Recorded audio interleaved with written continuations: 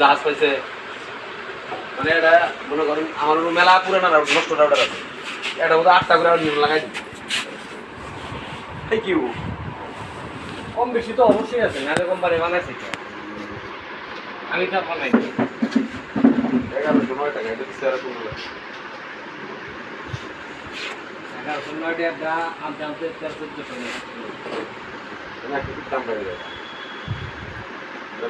আপনাদের অর্ডার এটার দাম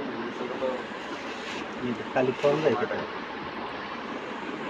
অনলাইনে দেখে দেখে তো দাম ধরেন তাই না অনলাইনের দাম আর আমাদের কেনা দাম 20 টাকা 30 টাকা মধ্যে সেরকম কম আর কতগুলো সময় নেই না এই অনলাইনে ষোলো সময় হয় আপনাদের দাম বেশি